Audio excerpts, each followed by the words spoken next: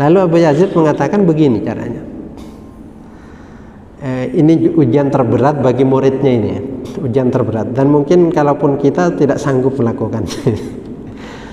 Katanya Abu Yazid, kamu itu datang ke tukang cukur. Setelah itu rambut kamu itu cukur, terus janggut kamu itu cukur. Lalu baju kamu pakai itu copot, ganti dengan baju yang tidak ada lengannya, baju yang menunjukkan kamu itu ya orang biasa, ya orang yang tidak mampu lah, betul-betul menjadi orang yang tidak mampu. Lalu sudah pakai baju tidak ada lengannya, menunjukkan dia orang miskin ya. Setelah itu kamu pakai kalung-kalung tas, dan kalung-kalung tas itu sudah kamu beri makanan di dalamnya, ya sebangsa kacang-kacangan lah gitu. Nah itu, setelah itu kamu pergi ke pasar dengan baju yang tidak ada lengannya itu, sama dengan daster itu lah kira-kira kalau perempuan. Nah itu lalu pergi ke pasar, lalu mengatakan sama anak, wahai anak-anak, pergi ke pasar di mana kamu kalau ke pasar itu menjadi orang terhormat. Pergi ke pasar, kalau kamu ke pasar itu biasanya kamu dihormati dan kamu dianggap orang mulia di situ kalau ke pasar itu. Nah kamu pergi ke pasar itu dengan rambut yang tercukur dan baju yang tidak layak pakai. Sudah bawa tas lagi dikalungkan, dan di situ diberi makanan anak-anak kecil. Lalu panggil anak-anak kecil itu, kamu panggil semua. Setelah kamu panggil, bilang, siapa yang bisa memukul saya, itu saya kasih makanan. Artinya kalau misalnya ada yang bisa gatok kepalanya, itu semakin banyak makanannya, saya kasih permen lah sebanyak-banyaknya, kira-kira begitu. Dia mikir, lalu tanya ke Abu Yazid, masa saya disuruh begitu ya Syekh? Ya iya katanya. Lalu dia mengatakan, ya Abu Yazid, subhanallah.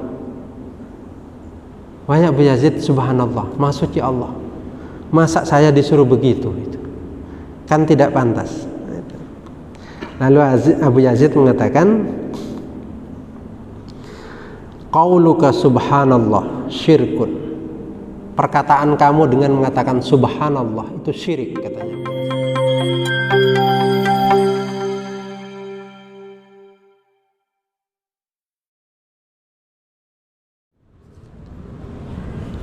Assalamualaikum warahmatullahi wabarakatuh. Innal hamdalillah nahmaduhu wa nasta'inuhu wa nastaghfiruh wa na'udzu billahi min shururi anfusina wa sayyiati a'malina. Man yahdihillahu fala mudilla lahu wa man yudlil fala hadiya lahu.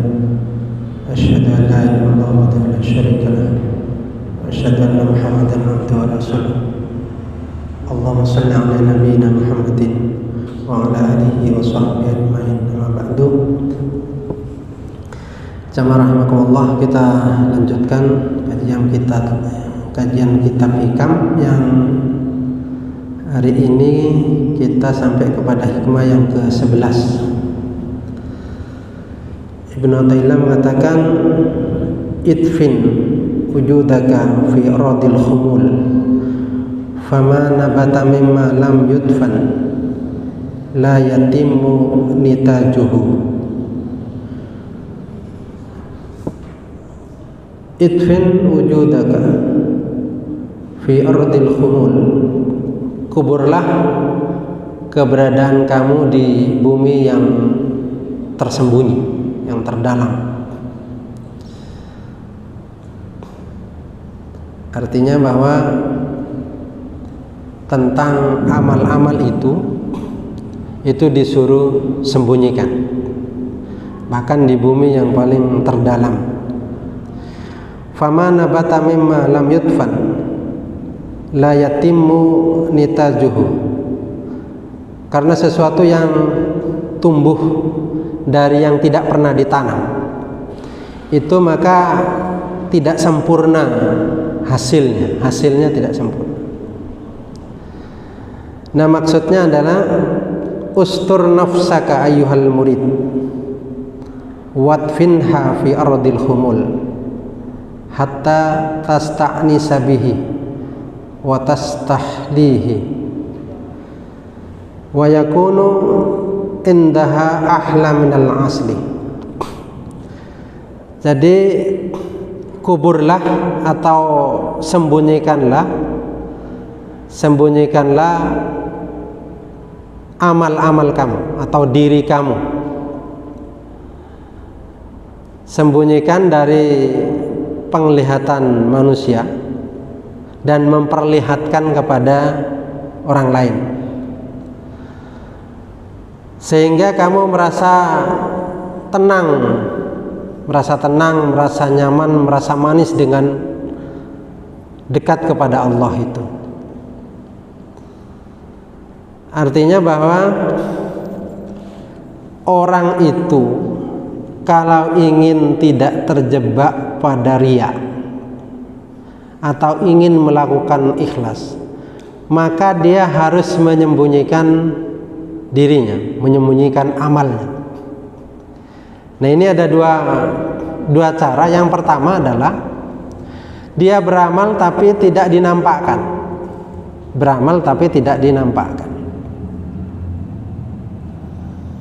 Atau dia itu beramal tetapi tidak perlu diceritakan kepada orang lain, nanti digembar-gemborkan kepada orang lain. Nah, itu cara orang untuk tidak terjebak pada riya atau tetap ikhlas. Nah, ini dalam istilah Ibnu Athaillah sebagai humul itu. Humul itu adalah tidak mengenalkan diri, tidak terkenal. Artinya sesuatu yang tersembunyi. Nah, orang yang beramal itu sejatinya dia melakukan humul itu, yaitu menyembunyikan dirinya dan menyembunyikan amalnya. Nah, itu kenapa itu dilakukan? Agar itu tidak menggoyahkan hatinya, tidak menggoyahkan hatinya. Karena kalau sudah goyah hatinya itu risikonya terlalu berat. Artinya ada orang beramal lalu tumbuh di dalam hatinya kok ya bahagia dilihat orang. Itu nilai keikhlasannya sudah berkurang. Atau barangkali tidak ikhlas karena ingin dilihat orang. Jadi yang menentukan itu adalah sebenarnya adalah hatinya dia, hatinya itu yang lalu niat dan tujuan dia melakukan amal bisa berubah di tengah jalan sesuai dengan keberadaan hatinya itu.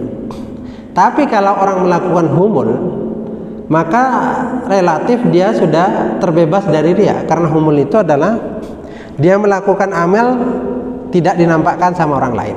Itu humul. Yang kedua, ketika dia beramal ya sudah tidak dibicarakan dengan orang lain. Nah, itu aman. Artinya amal yang dia kerjakan itu aman. Nah, tetapi yang menjadi inti itu sebenarnya adalah hatinya seseorang. Artinya kadang ada orang itu beramal, melakukan kebaikan, tetapi hatinya tidak goyah. Artinya dia merasa bahwa dia hambanya Allah, dia melakukan adalah karena pertolongannya Allah. Nah, itu hatinya tidak goyah dia. Sehingga mau dilihat orang, tidak dilihat orang, ya tidak ada membangga-banggakan amalnya. Ya dilihat juga tidak merasa bangga, tidak membuat dia bangga karena dilihat. Ya tidak dilihat juga yang tidak berpengaruh pada dia. Sama saja. Tetapi dia senang dengan Allah. Senang dengan Allah karena Allah mengkaruniai dia bisa melakukan amal.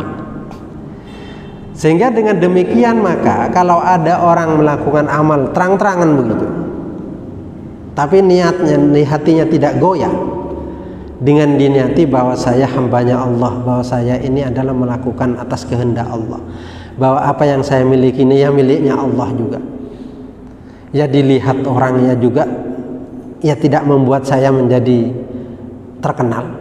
Dalam hati saya tidak membuat saya terkenal pada diri saya. Ya sudah, itu diberikan. Itu bagus. Artinya kalau ada orang misalnya lalu bersedekah lalu diberikan kepada orang lain, tapi hatinya ya bersih seperti itu, ya bisa menjadi contoh kepada orang lain. Mau orang lain lihat mau enggak, ya itu enggak ada pengaruhnya terhadap hati dia. Artinya kehambaannya itu ya tetap jalan, karena dikhawatirkan wal jahu wa itharul istihar munaqidun lil ubudiyah.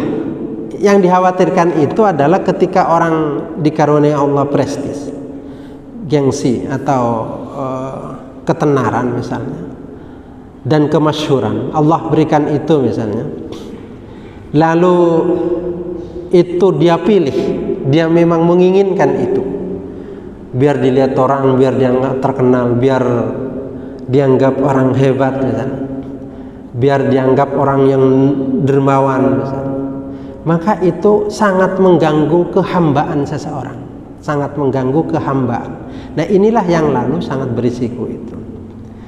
Nah pada orang yang seperti itu, pada orang yang masih dalam taraf masih bisa terganggu kalau diperlihatkan itu, maka istilah humul ini menjadi jalan keluarnya, yaitu dengan cara bahwa dia beramal ya sudah biar tidak kelihatan, jangan ditampakkan kepada orang lain.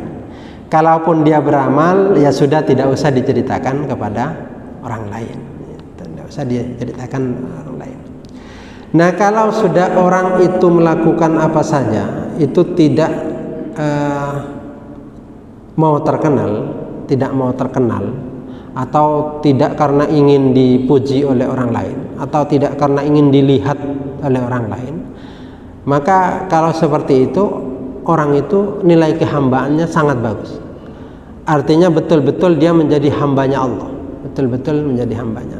Dan ini tingkatan bagi orang yang ingin naik, artinya untuk mendekat kepada Allah itu lewat seperti itu. Harus merasa bahwa dirinya bukan siapa-siapa. Ada cerita tentang itu, yaitu Abu Yazid ya. Abu Yazid ini punya murid yang baqiya ma'hu salasina sanatan, yang bersama Abu Yazid itu selama 30 tahun. 30 tahun tidak pernah berpisah dari majelisnya Abu Yazid, ya selalu hadir dalam majelisnya dan tidak pernah berpisah dengan Abu Yazid. Abu Yazid ini orang soleh, orang terkenal kesolehannya dan termasuk min auliyaillah. Lalu dia mengatakan kepada Abu Yazid, "Ya Ustadz, ana mundu 30 sanatan asumun nahar wa aqumul lail wa qad taraktu syahwat wa lastu ajidu fi qalbi syai'an min hadzal ladzi tadhkuru albattata." Ya Syekh, saya itu 30 tahun bersama kamu. Saya ya siang ya puasa, malam ya sholat. Saya juga meninggalkan syahwat saya. Tetapi saya tidak menemukan sesuatu yang engkau ceritakan. Artinya menjadi orang yang nyaman dengan Allah, yang dekat dengan Allah, yang betul-betul merasa bahwa dirinya hamba itu. Artinya betul-betul menjadi orang yang istilahnya dekatlah dengan Allah. Nah itu dia tidak rasakan itu, padahal dia sudah melakukan itu. Padahal katanya laki-laki ini, saya itu percaya sama apa yang sampean katakan ya Syekh, saya percaya.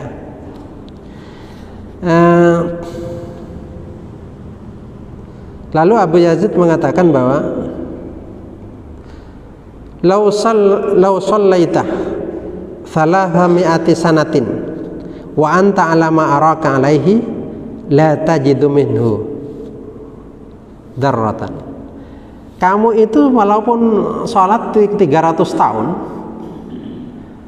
tetapi kamu dalam cara pandangnya kamu seperti itu, katanya Abu Yazid, ya kamu tidak berubah. hati kamu tidak berubah. Nah, nanti akan ketemu cara pandang dia seperti apa.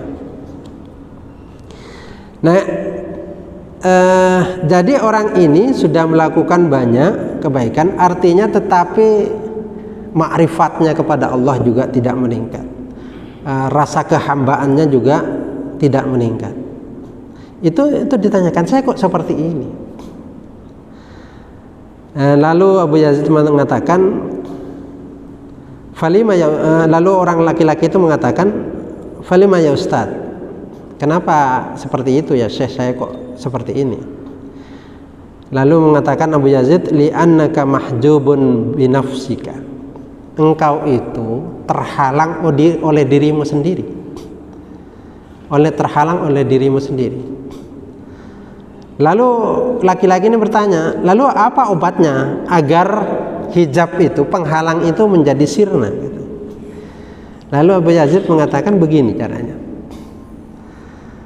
Ini ujian terberat bagi muridnya ini ya. Ujian terberat, dan mungkin kalaupun kita tidak sanggup melakukan. Katanya Abu Yazid, kamu itu datang ke tukang cukur, setelah itu rambut kamu itu cukur, terus janggut kamu itu cukur, lalu baju kamu pakai itu copot, ganti dengan baju yang tidak ada lengannya, baju yang menunjukkan kamu itu ya orang biasa, ya orang yang tidak mampu lah, betul-betul menjadi orang yang tidak mampu.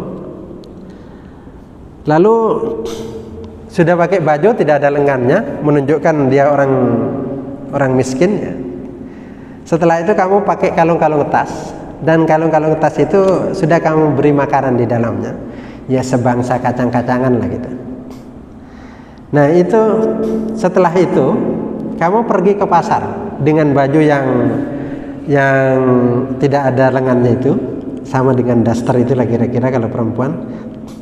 Nah itu lalu pergi ke pasar, lalu mengatakan sama anak, wahai anak-anak, pergi ke pasar di mana kamu kalau ke pasar itu menjadi orang terhormat. Pergi ke pasar, kalau kamu ke pasar itu biasanya kamu dihormati dan kamu dianggap orang mulia di situ kalau ke pasar itu. Nah kamu pergi ke pasar itu dengan rambut yang tercukur dan baju yang tidak layak pakai. Sudah bawa tas lagi dikalungkan, dan di situ diberi makanan anak-anak kecil. Lalu panggil anak-anak kecil itu, kamu panggil semua. Setelah kamu panggil, bilang, siapa yang bisa memukul saya, itu saya kasih makanan. Artinya kalau misalnya ada yang bisa gatuk kepalanya, itu semakin banyak makanannya, saya kasih permen lah sebanyak-banyaknya, kira-kira begitu. Dia mikir, lalu tanya ke Abu Yazid, masa saya disuruh begitu ya Syekh? Ya iya katanya. Lalu dia mengatakan, ya Abu Yazid, subhanallah. Wahai Abu Yazid, subhanallah, maha suci Allah, masa saya disuruh begitu? Kan tidak pantas. Lalu Abu Yazid mengatakan, qauluka subhanallah syirkun, perkataan kamu dengan mengatakan subhanallah itu syirik, katanya Abu Yazid. Lalu wa kaifah, kenapa begitu?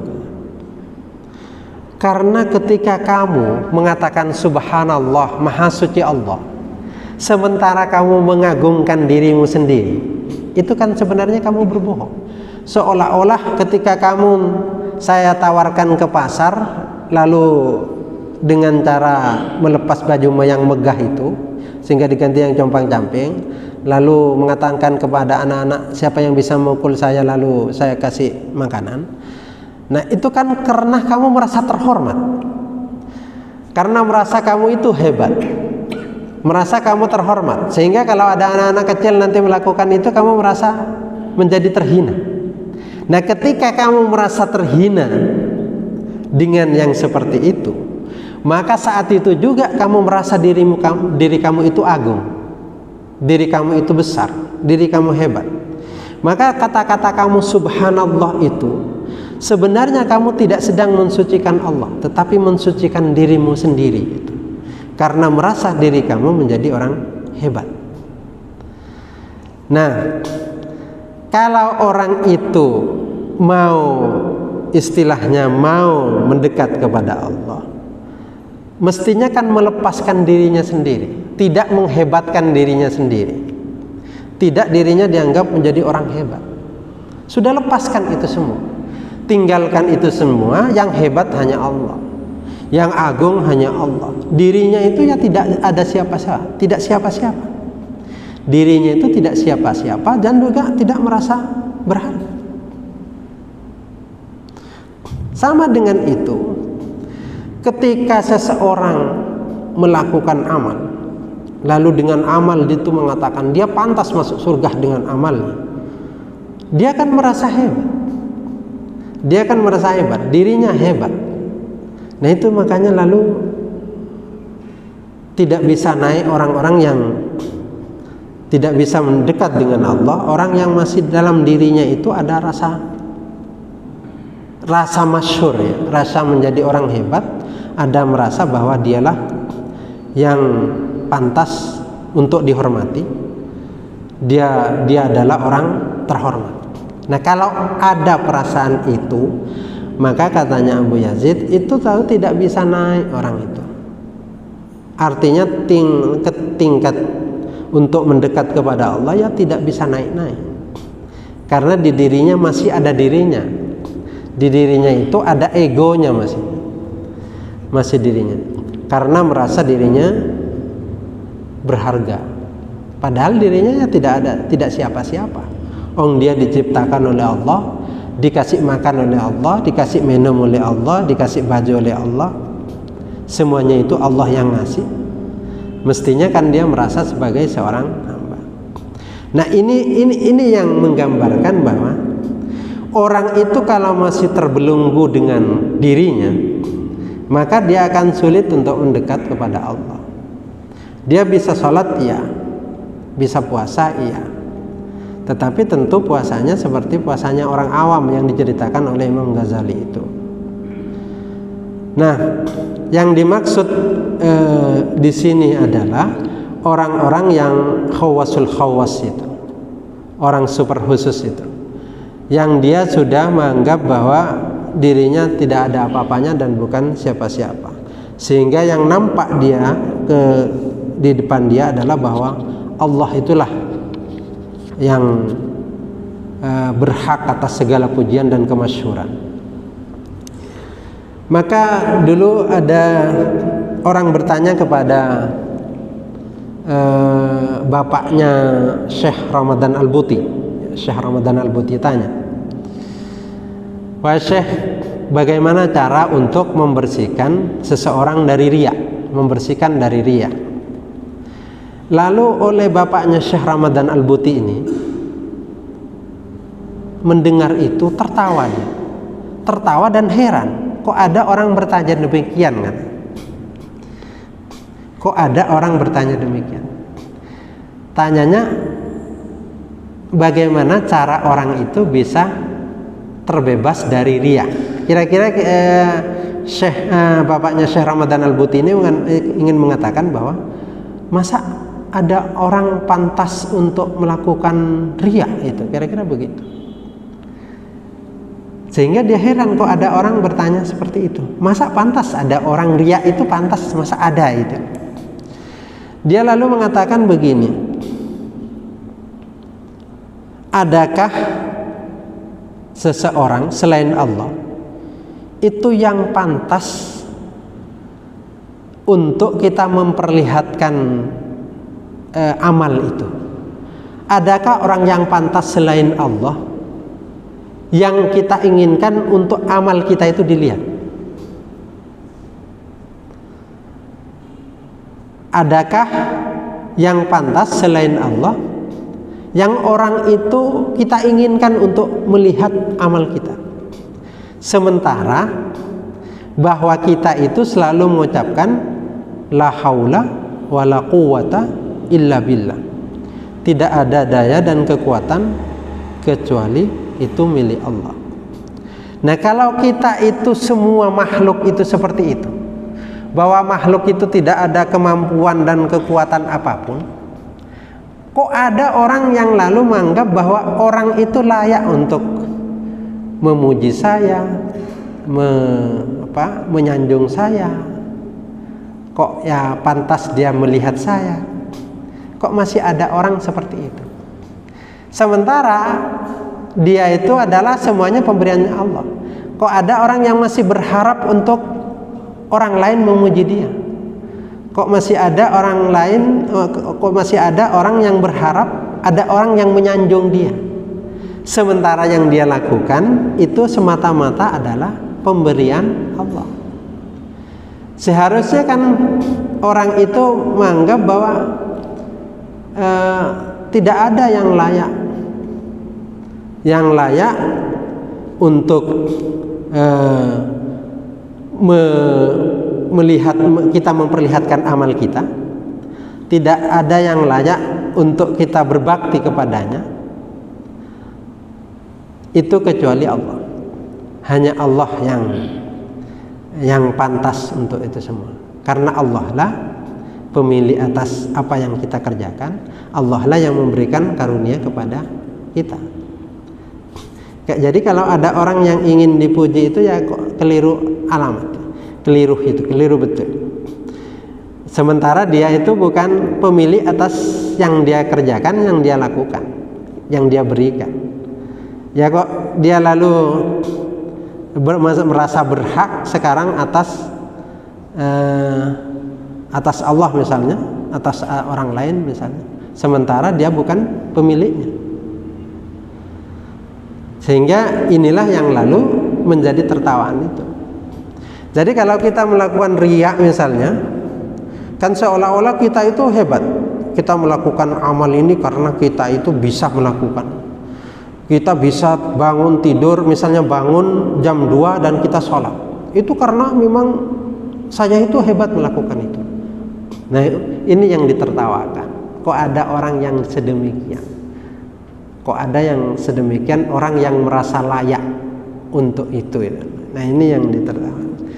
Nah, kalau ada orang yang sudah pada tingkatan itu merasa bahwa dirinya itu tidak layak, artinya tidak layak karena semuanya pemberiannya Allah, dia adalah hambanya Allah, dia adalah orang yang amal yang dia kerjakan semata-mata karunia Allah, maka orang ini ya kalaupun tidak menyembunyikan amalnya ya tidak apa-apa.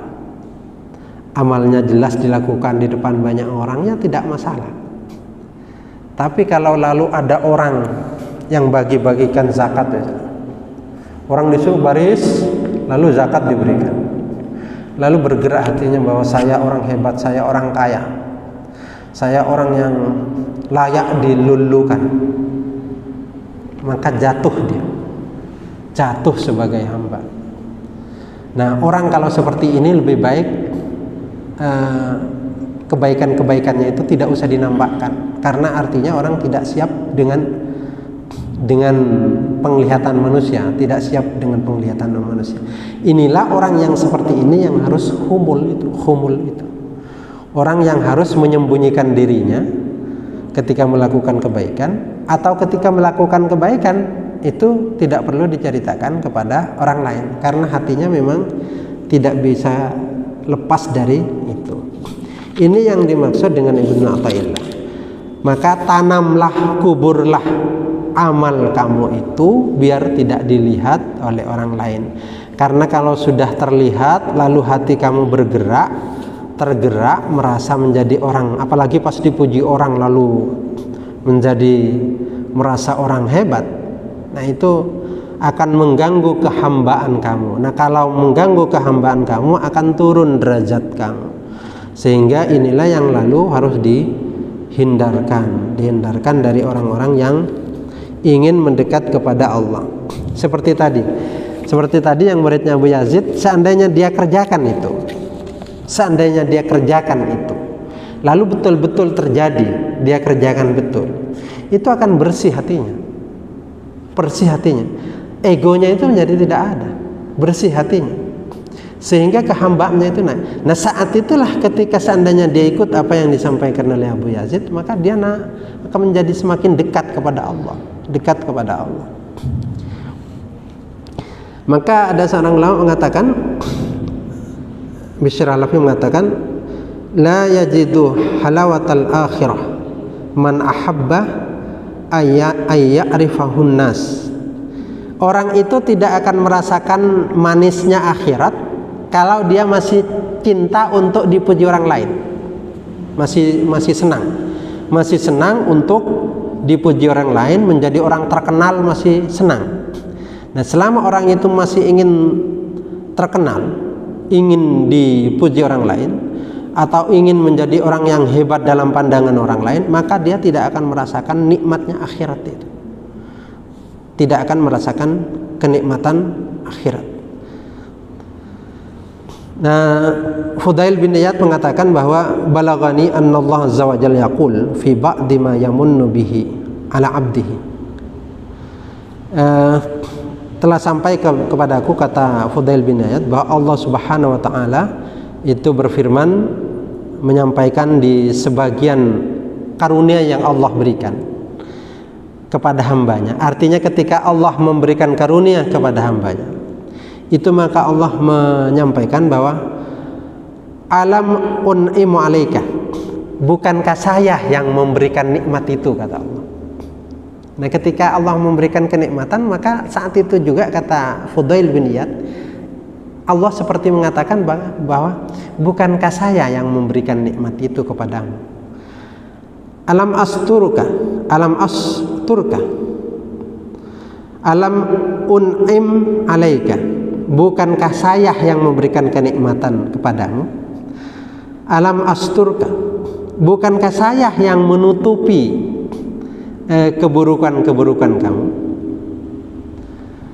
Jadi ketika orang diberi nikmat, maka saat itu juga Allah mengatakan, bukankah saya yang memberikan nikmat itu, bukankah juga saya yang menutupi kekurangan-kekurangan kamu dan kejelekan-jelekan kamu, sehingga kamu bisa menikmati karunia Allah itu semata-mata karena Allah memberikan. Nah kalau orang sadar dengan itu, maka ya sombong tidak ada, bangga juga tidak ada, merasa menjadi orang hebat juga tidak ada.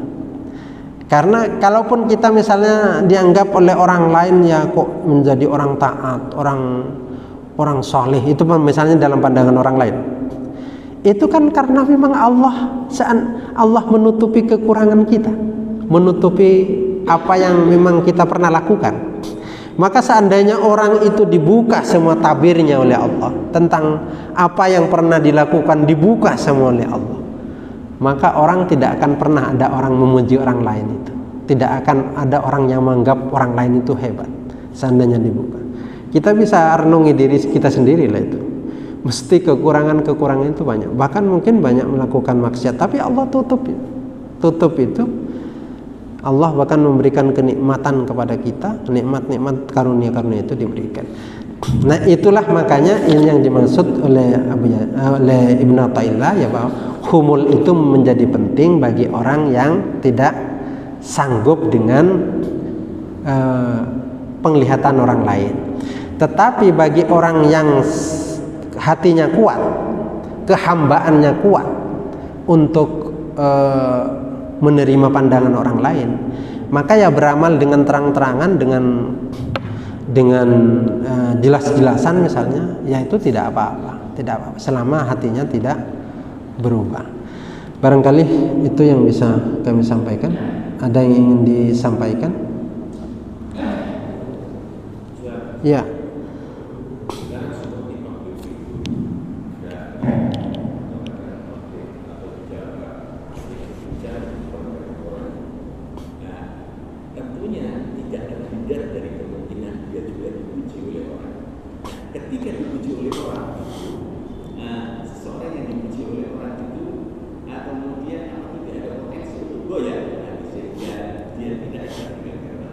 Ya, bagi orang yang tertentu ya akan goyah. Makanya diberi jalan humul tadi. Kalau dia hatinya goyah dengan pujian orang lain, dengan penglihatan orang lain itu kok ya goyah, maka dia harus humul, dia harus menyembunyikan amal itu.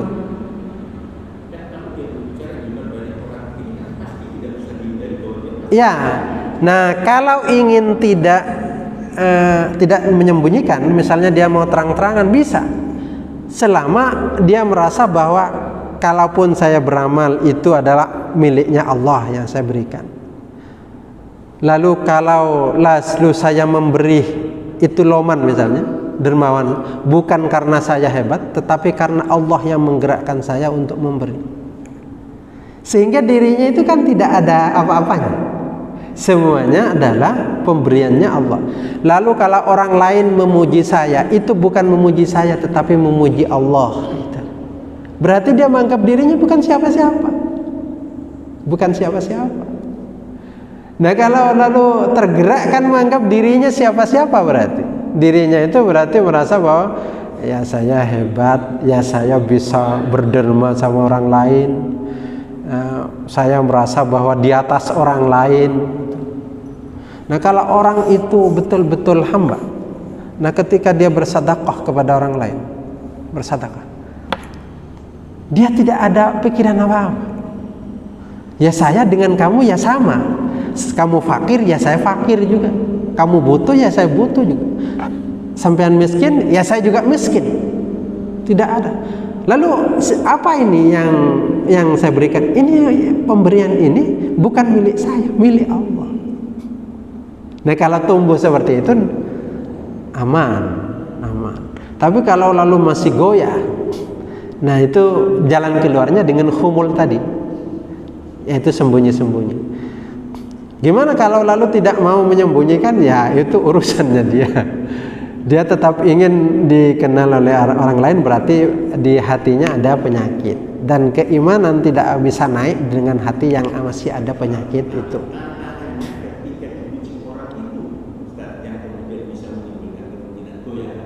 Iya. Nah, iya, jadi ketika dia goyah, maka jelas dia turun.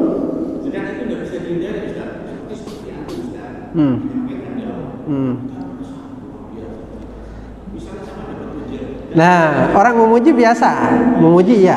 Tetapi kan pikiran saya seperti ini. Saya seperti ini juga pemberian Allah. Kalau sampean diberi ya sama dengan saya. Apa kelebihannya saya? Tidak ada kok. Ya, saya misalnya merasa saya seperti ini misalnya karena pemberiannya Allah. Kalau pemberian itu diberikan kepada orang lain, lo sama juga bisa. Jadi apa nilai lebihnya saya? Secara tidak ada. Kalaupun ada orang yang memuji misalnya, yaitu memuji Allah bukan memuji saya misalnya. Coba apa nilai lebihnya saya? Tidak ada. Jadi semuanya itu menjadi miliknya Allah. Sehingga kalau orang dipuji ya sudah itu yang dipuji bukan saya, yang dipuji itu Allah. Dipuji ya Allah karena semuanya pemberiannya Allah, semuanya karunianya Allah. Kalau dia sendiri yang memuji itu lalu diberi oleh Allah, ya sama. Katanya bahasanya Nabi Sulaiman itu, saya dengan kamu itu ya sama-sama miskinnya. Coba ada ndak Nabi dan Rasul sekaya Nabi Sulaiman? Ndak ada. Kayanya luar biasa. Sudah kaya bisa bicara dengan burung, semua jenis binatang. Sudah seperti itu, semua jenis jin dalam tunduk ke dia, patuh terhadap dia. Angin bisa dia perintah. Misalnya Pak Ghafur bawa dari Masjid Darussalam bawa ke Mekah, ya dibawa betul dari angin. Kalau yang merintah itu Nabi Sulaiman gitu.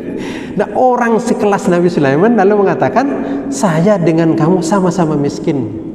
Kamu miskin, betul-betul miskin yang diajak bicara itu ya betul-betul miskin. Kamu miskin, ya saya miskin. Sama-sama miskinnya kata Nabi Sulaiman. Loh kalau kita lalu mengaku sekarang kaya, loh itu dan seandainya ketemu Nabi Sulaiman kan ditertawakan gitu. Jadi kita itu kalaupun kaya itu bukan milik kita, itu milik Allah. Kalaupun kita berilmu itu juga milik Allah. Ya sama saja. Disinilah lalu yang kaya tidak boleh menjelekkan yang miskin, yang pintar tidak boleh mengatakan bodoh sama yang tidak berpengetahuan. Karena seandainya yang bodoh itu dikasih oleh Allah, ya pintar juga. Contoh misalnya. Contohnya itu misalnya lalu Bishr al-Khafi. Bishr al-Khafi ini orang biasa lah. Orang biasa yang tidak punya kemampuan lebih. Orang biasa. Bahkan dia termasuk orang yang berfoya-foya kalau malam, dugem lah istilahnya. Kalau malam ini dugem. Tetapi begitu dia suatu saat ketemu kertas, yang di kertas itu adalah lafaz Allah. Hatinya itu bergetar, ada lafaz Allah ditulis di kertas itu. Dia bawa pulang kertas itu. Di tanah dia bawa pulang. Sudah dibawa pulang, dilipat, dikasih, dia besoknya beli minyak harum, dikasih minyak harum. Sampai sekarang jadi jimat. Lalu ditaruh oleh Bishr al-Khafi. Bishr al-Khafi itu jangan mengatakan dia sedang membuat jimat, enggak ya. Bishr al-Khafi itu ingin menghormati lafaz Allah. Dia ingin menghormati lafaz Allah, mengagungkan lafaz Allah. Caranya mengagungkan ya seperti itu Bishr al-Khafi. Dia agungkan betul. Nah, suatu saat ada orang saleh bermimpi Bishr al-Khafi. Bishr al-Khafi bahwa ada kalimat-kalimat yang disampaikan oleh orang saleh ini terhadap Bishr al-Khafi. Dia setelah itu tersadar. Sehingga semuanya ditinggalkan, pamit sama teman-teman dogemnya itu, sejak saat ini saya tidak akan kesini lagi dan berhenti melakukan apa saja yang terkait itu akan bermaksiat kepada Allah. Saya dihentikan. Lalu dia menjalani ibadah. Allah itu mengkaruniakan ilmu hikmah ke dia. Ilmu hikmah ini sezaman dengan Imam Ahmad bin Hanbal. Ilmu hikmah sehingga dia menjadi orang yang solih dan ma'rifah kepada Allah. Jadi ma'rifat kepada Allah. Nah, suatu saat Imam Ahmad bin Hanbal itu sering datang ke dia. Imam Ahmad bin Hanbal itu sudah kelas dunia ya, ulama ahli fikih kelas dunia, sudah terkenal pada zamannya, yang tidak ada orang yang melampaui dia pada zaman. Nah, itu sering datang ke Bishr al-Khafi. Nah, saat datang ke Bishr al-Khafi ini, lalu muridnya itu kok ya mikir, ya Syekh, ya Imam, sampean itu kenapa kok datang ke Bishr al-Khafi? Kalau Bishr al-Khafi itu mantan orang yang selalu dugem ya. Lalu muridnya itu bilang begitu. Artinya apa yang sampean pelajari dari Bishr al-Khafi? Katanya Imam Ahmad, kalau ingin bertanya tentang fikih, maka tanya ke saya. Insyaallah saya bisa menjawab. Jadi kalau tentang fikih saya menguasai, kata Imam Ahmad bin Hanbal. Tapi kalau tentang Allah saya tanya kepada Bishr al-Khafi. Artinya apa? Saya ingin menyampaikan bahwa orang itu kalau dikaruniai oleh Allah bisa apa saja terjadi. Jadi oleh karena itu yang kaya tidak perlu menonjolkan kekayaannya, sama-sama miskinnya, sama-sama fakirnya, sama tidak punya.